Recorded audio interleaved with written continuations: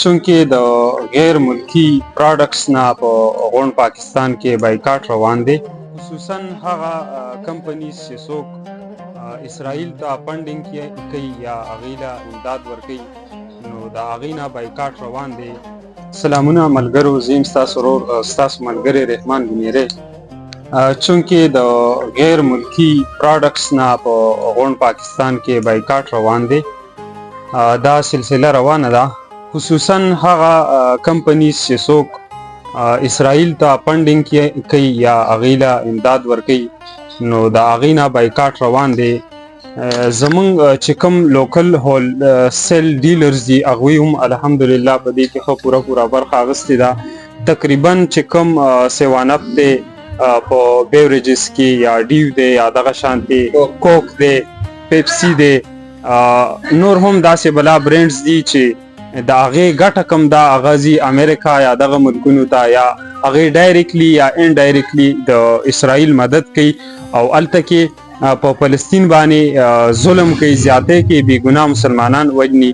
د اقلیتي برادرۍ ملګري سره ولاړ یم چې په غورغشتو کې دکان دی، هولسیل ډیلر دی. تاسو څه ویل غواړئ لیدونکو کتونکو ته دې حوالې سره؟ یاره جی السلام علیکم جی، څنګه حال دی؟ خیر دی؟ ټیک ټاک. ستاسو ډېره مننه چې تاسو زموږ د غریب خانې ته راغلی.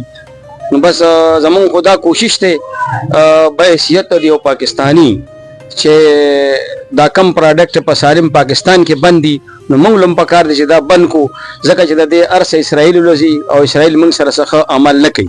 نو زموږ دا کوشش دی چې موږ پاکستانی بنې او پاکستانی مصنوعات استعمال کړي.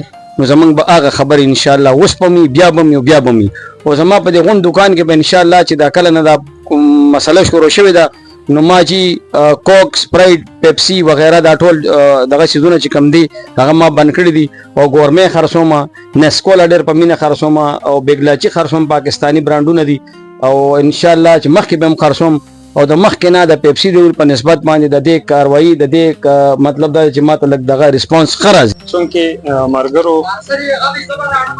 د اسرائیلي یا د اسرائیل نواز کمپنو خلاف په غونډ پاکستان کې بایکاټ روان دی، خصوصا چې کوم بیوریجز یا مشروبات دي، څوک چې ډایرکټلي یا انډایرکټلي اسرائیل سپورټ کوي او هغوی د زموږ د مسلمانانو وروڼو په فلسطین کې د هغو سره ډېر زیات ظلم کوي، زیاتی کوي، بربریت کوي، د هغوی نه په زور باندې غزه قبضه کول غواړي. د دې خلاف په غونډ پاکستان کې بایکاټ روان دی.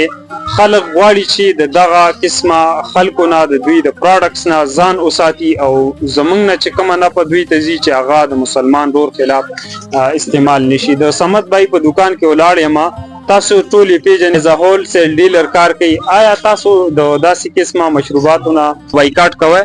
تاسو شکریه ادا کوم چې تاسو راغلئ دلته. او بله خبره دا ده، دا ټولو مسلمانانو له پکار دي، ټولو له چې د اسرائیل کم پروډکټس راځي دلته پاکستان کې، لکه چې په هر ګوټ کې یو څیز دی، نو موږ بالکل برپور دغې خلاف احتجاج کوو، د کوک نه، د پیپسي نه، د ډیو نه، سیوانپ نه، او نور چې داسې کوم څیزونه دي موږ ټول دغې خلاف یو. او داسې نور هم ملکونه چې د هغې پروډکټس دي او د اسرائیل سره مدد کوي، د هغې ټول نه تاسو بایکاټ کوئ؟ ټول نه، بالکل موږ د دې خلاف یو.